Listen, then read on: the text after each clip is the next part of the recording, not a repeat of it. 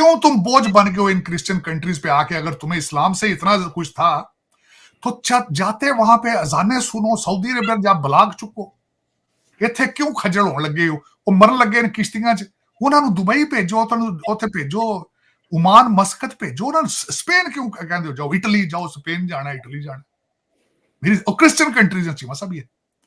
फिर यहां आके नहीं असि पीटीआई, ऐसे पीटीआई 6 ग्रुप ओदे बने, सब जेडे गाली गलोच एक दूसरे का, ये नहीं देखते कि साथ पड़ोसी मुल्क है, वो लोग तालीम की वजह से कहां पहुंच रहे हैं। जयशंकर कह रहे हैं मेरा first talking point with Marco Rubio जो है दैट इज अबाउट कि इंडियंस को वीजास दिए जाएं। हमारी तो जिहाद प्रायोरिटी है, आपको पता है, लेकिन तार साहब इस पर भी कमेंट करना है कि उनकी प्रायोरिटी क्यों है वीजास पे।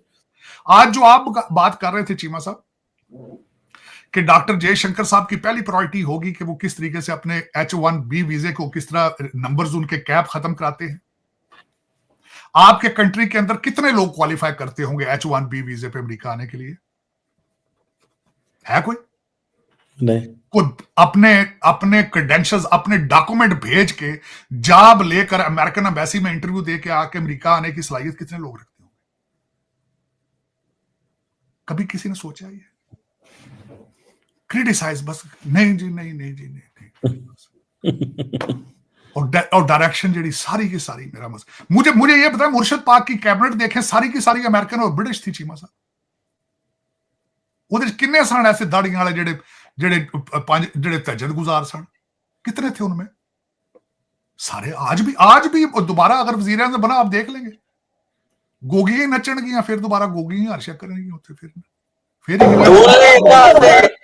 ठीक है। ਉਹ ਜਿਹਨੂੰ ਪੰਜਾਬੀ ਸਾਡੇ ਤੇ कहते रहे ना, ਤੁਹਾਡੀ ਗੱਲ सही है।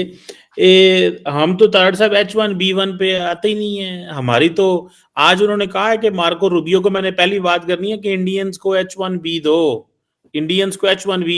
तारड़ साहब हमारी कोई प्रायोरिटी नहीं है, इंडियंस तो डोमिनेट करके फिर वहां पे ट्रम्प कैबिनेट के ऊपर पूरी दुनिया में चीमा साहब, पूरी दुनिया में। आप अफ्रीका में देखें जाके, मैं कई दफा अफ्रीका, मेरे कई दोस्त हैं, आप देखें सारे का सारा बिजनेस उनके पास है। अफ्रीका की पूरी economy is controlled by Indians, वो टोटल इकोनॉमी। इंग्लैंड आप देख लें, कनाडा आप देख लें, अमेरिका देख लें, फर्क क्या है? तालीम, सिर्फ एक फर्क है, तालीम। माइंडसेट। आप लोग वर्केबल नहीं है। अमेरिकन या वेस्टर्न कंट्रीज के अंदर वो ढूंढते फिर रहे हैं कि हमें वर्केबल मुसलमान मिले।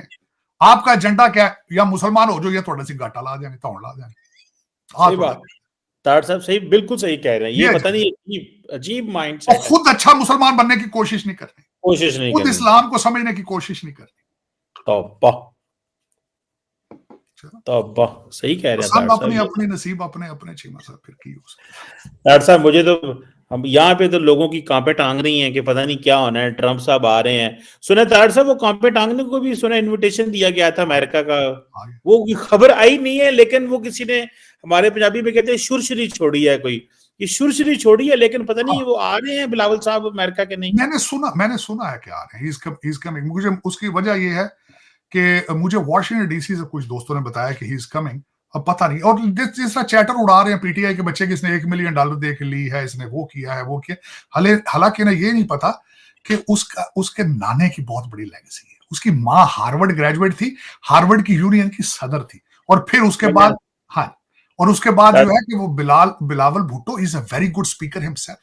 मैंने कई दफा उनके इवेंट्स अटेंड किए हैं, तो उसमें कोई ऐसी बात नहीं है। उनको अगर उनको इनविटेशन मिली है, और उनका टारगेट जिहाद नहीं है, उनकी डेस्टिनी कंधार नहीं है, काबल नहीं है उनकी डेस्टिनी। और तारड़ साहब, आप वाली बात, दरअसल क्वेश्चन ये है कि इन्होंने लौंडे लपाड़ो यूथियों ने तो वहां पे तारड़ साहब जो मिलियंस डॉलर लगा दिए होंगे लॉबी करने के लिए, ट्रम्प कैंपेन में मिली इनको एक सीट भी नहीं है। तो अच्छा है ना कि बिलावल ने सही जगह पे पैसे लगाए हैं। अगर $1 मिलियन की ले भी लिया तो अंदर बैठ गया है ना, you are rubbing shoulders with all who is who in the Washington। नहीं चीमा साहब, दरअसल हकीकत उसमें वजह ये ना कि यहाँ पे ट्रम्प एडमिनिस्ट्रेशन के लोगों को पता है कि he is not Taliban Khan. ये शैकल्स नहीं तुड़वाता रहा, ये उसामा बिन लादेन को जो है शहीद नहीं कहता रहा, ये ही रिप्रेजेंट। आपका क्या ख्याल है कि एजेंसियां या डिप्लोमेट जो है पकौड़े बेच रहे हैं पाकिस्तान? वो भी तो साइफर लिख रहे हैं ना कि व्हाट इज बिलावल्स आइडियोलॉजी, इसकी माँ की आइडियोलॉजी क्या थी, इसके नाने की सोच क्या थी। यस, तो चीमा साहब, बल्कि मैंने शायद आपके प्रोग्राम में कहा था कि अगर if this is what the target of the Trump administration, कि वो दुनिया की वाहिद सुपर पावर को जो है इस्लामिक सुपर पावर को काले बकरों से चलवाना चाहते हैं, तो फिर मुझे अमेरिका की फिक्र होनी चाहिए, पाकिस्तान की फिक्र नहीं होनी चाहिए। ताड़ साहब जरा इस बात पे तो कमेंट करें, मुबारक हो ताड़ साहब। वर्ल्ड बैंक ने कहा है अगले 10 सालों में $20 अरब लगाएंगे। ताड़ साहब मुबारक हो ताड़ साहब। उन्हें ना कहना कि पैसे बाहर टुर जाने, ताड़ साहब ये पैसा यहाँ पे लगना है, क्योंकि ये कर्जा नहीं है। वो पहले स्टडी करते हैं, वो देखते हैं पैसा कहाँ जाएगा। किसी को हो सकता है कोई 1 अरब टुर जाए, लेकिन यहीं पे लगेंगे, उम्मीद है। मैंने खबर पढ़ी है चीमा साहब, अभी कंफर्मेबल नहीं है चीज। अच्छा, अभी कंफर्मेबली मैंने पढ़ी खबर, मुझे पता है, मैं I was very pleased with it. ऐसे बड़ी बात नहीं है, ये मैनेज कर गए ताड़ साहब, ये शहबाज शरीफ साहब मैनेज कर गए हैं, ये बड़ी बात है। वैसे नहीं चीमा साहब, वैसे भी आज आपका डॉलर कंट्रोल में, अगर देखा जाए पाकिस्तान की इकोनॉमी इज नॉट बैड आज के हालात में। Pakistani economy is not bad frankly speaking, dollar control में है इस वक्त भी, वरना डॉलर के हालात देखे जिस तरह वो छलांगे मारता जा रहा है। ताड़ साहब मैं वैसे सच्ची बात बताऊं, मैं अगले दिन कुछ दोस्तों को मिला जो ये काम करते हैं करेंसी का। उन्होंने कहा कि अगर सही देखा जाए तो इस वक्त जो डॉलर की कीमत है वो 210, 12, 15 पे होनी चाहिए। ये अभी भी ज्यादा इन्होंने की हुई है, पता नहीं कोई मुजारी बात, आई डोंट नो कि लॉजिक क्या है पीछे।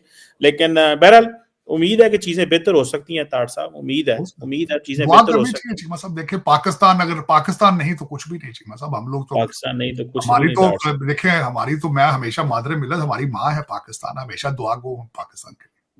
इसी तरह बेशक ताड़ साहब, कोई शक नहीं है। 2 दिन ताड़ साहब बड़े इंटरेस्टिंग है। अमेरिका के अंदर सारी नजरें वॉशिंगटन डीसी की तरफ हैं, और ताड़ साहब आप भी तैयार हो जाए, अब आपसे अपने सवाल करने हैं जो ट्रम्प साहब के बारे में, ये अब शुगर लगने हैं, क्योंकि अभी तो 4 साल आप थे ऑपोजिशन में वहां पे, ठीक है, ट्रम्प साहब थे और आप जनाब बड़े छक्के मार देते। बड़ा मुश्किल है चीमा साहब, एक काम भी बड़ा मुश्किल है। डोनाल्ड ट्रम्प साहब पता है जिन्हें ना ट्वीट ते कंट्रोल है ते ना उन्होंने अपनी जुबान ते कंट्रोल है। देखो मैंने कहा आप स्टेट डिपार्टमेंट एंड डिफेंस को और वो सारी कम्युनिकेशन वालों की जो है ना चीखें नहीं कर रही होनी है, डिफेंड कैसे कर रहा है। दोस्तों साजिद तरार साहब हमेशा पाकिस्तानियों के बैंड बजाते रहते हैं, और जिसको सुनकर कमर चीमा भी हैरान हो जाता है कि भाई मैंने क्या पूछ लिया।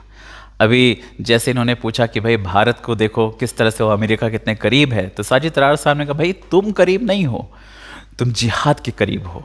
तुम्हें अगर जिहाद ही फैलाना है ना तो तुम मुस्लिम कंट्री में जाके फैलाओ ना। तुम तो अमेरिका में भी किसी तरह अगर घुसते हो ना तो वहाँ पे भी जाकर नारे लगाना शुरू कर देते हो, जिहाद जिहाद जिहाद। ये ऐसी कौम है ना जो हर जगह बदनाम होती है, हर जगह इनको लात पड़ती है, लेकिन फिर भी इनको समझ में नहीं आता। भाई तुमको अगर जिहाद ही फैलाना है ना तो दूसरे मुस्लिम देश है ना, 20,000 से ज़्यादा पाकिस्तानी जेलों में बंद है। अभी पाकिस्तानी सऊदी से मिन्नतें कर रहा है कि भैया हमारे जो नागरिक हैं जो तुम्हारे जेलों में बंद है ना उनको रिहा कर दो। आप ये सोचो कि सऊदी ने उनको जेल में डाला क्यों? तुम्हारे बिरादर मुल्क है ना, काहे को जेल में डाला? क्योंकि तुम्हारी हरकतें ऐसी हैं। वहाँ पर जाकर भीख मांगना, क्राइम करना, जब ये सब करोगे तो भाई तो जाहिर सी बात, हर देश का कानून होता है, कानून को फॉलो करना है। आपके जैसे नहीं है कि आपके देश में कोई कानून है, आपके देश में सिर्फ ऐसा कानून है जो आपको हकीकत बताए, जो आपको आईना दिखाए, आप उसको जेलों में बंद कर देते हो, है ना। पाकिस्तानी यूट्यूबर्स के साथ में आपने क्या किया है? यही तो किया है, आपने उनको नोटिस दे रखे हैं, नोटिस दिया है कि भाई तुम भारत की तारीफ क्यों करते हो, प्रधानमंत्री मोदी के फोटो क्यों लगाते हो। भाई गजब हो तुम यार। वहीं पर ट्रम्प के ओथ सेरेमनी में पाकिस्तान को बुलाया गया है, पाकिस्तान जा रहे हैं वहाँ पे। लेकिन अभी आपने एक वीडियो देखा होगा, सर्कुलेट हो रहा था काफ़ी, जहाँ पर पाकिस्तान के विदेश मंत्री थे, जब वो एयरपोर्ट पर पहुँचे तो लोग वहाँ पे जो खड़े थे, जो पाकिस्तानी वहाँ खड़े थे, वो चोर चोर चिल्ला रहे थे। और सबसे हैरानी वाली बात यह है कि वो विदेश मंत्री भी गाली दे रहा था, समझ रहे? और गाली कौन सी है? FU। समझ सकते हैं आप मैं क्या कहना चाहता हूँ। विदेशों में रह के तुम्हारे लोग गालियाँ बकते हैं, क्या संदेश जाता होगा तुम्हारे देश को लेके? कभी सोचा? नहीं सोचो भाई, जिहाद के आगे कुछ समझ में थोड़ा ना आता है।